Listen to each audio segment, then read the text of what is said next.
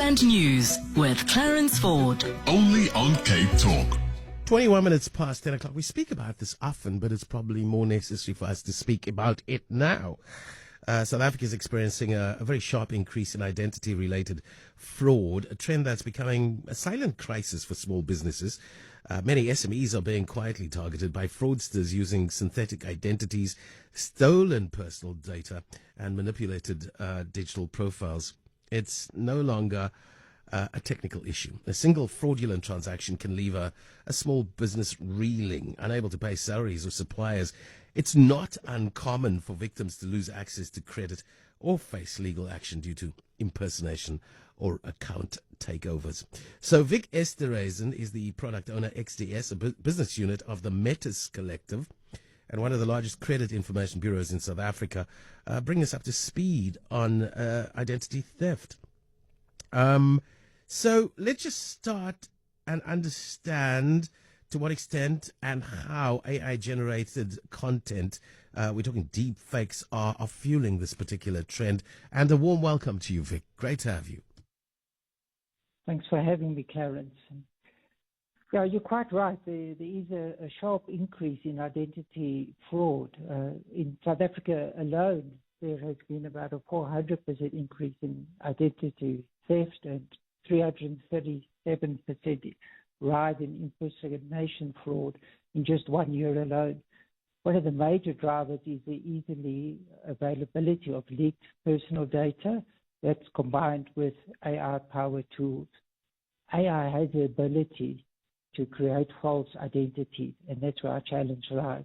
These deep fakes that you refer to actually involve digitally altering media to replace a person's face or body with another person, which can simulate facial features or voices, and when combined with stolen data, they can bypass traditional verification systems.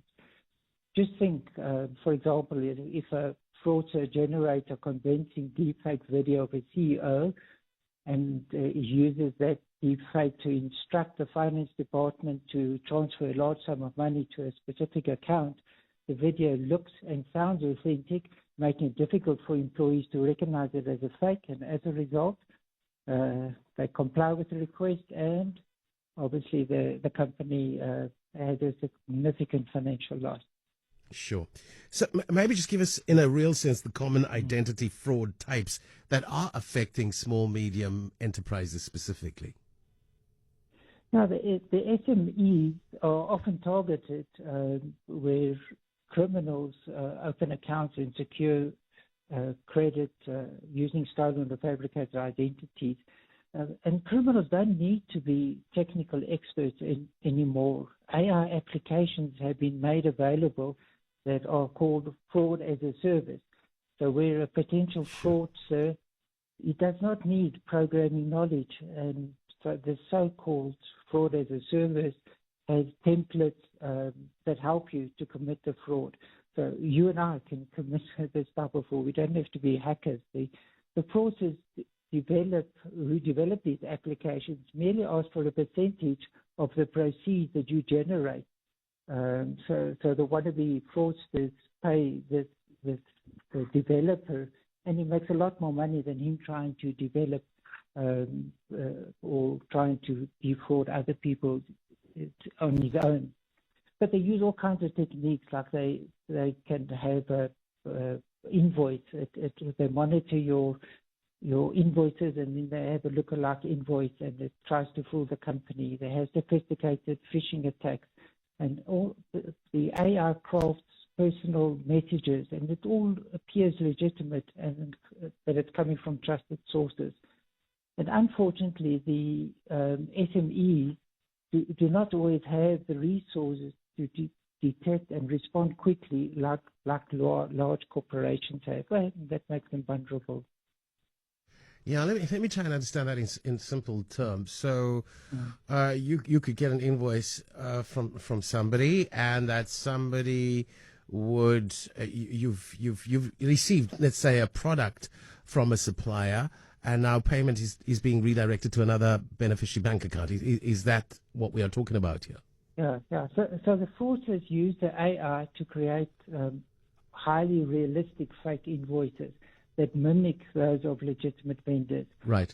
By analyzing the payment patterns and invoice formats of a small business, AI can generate that fraudulent invoice. It looks authentic. It's difficult to distinguish from the real one. And then these invoices are sent to the business, often with like a sense of urgency and prompting quick payment. And the staff are normally under pressure, and they pay the invoice. And obviously the company loses out then. I hear what you're saying, and maybe not a question that I should direct to you, but surely it goes into an account that is figured. How is it possible for us to pay money fraudulently into what should be a legitimate account that is traceable? That is true, and that's why your onboarding processes need to be highly specialized, and you've got to make sure that your staff also follow those type of processes. And it normally comes with, they would phone you as well and say, we've just received this invoice, and without the staff checking to make sure they pay the invoice so they're not in trouble. Large corporations normally have blocks and checks on their systems electronically that wouldn't allow that type of thing, and that's why they like to target the smaller enterprises, because they don't have that sophisticated software.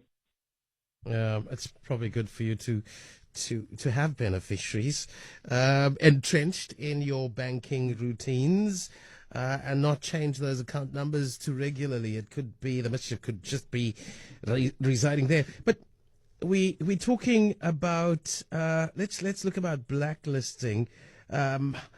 The impact on your business because of this kind of fraudulent activity. But there's personal consequences as well, especially for proprietors of small enterprises. Severe emotional stress too. There's an ambit of stress coming your way. Yes, definitely.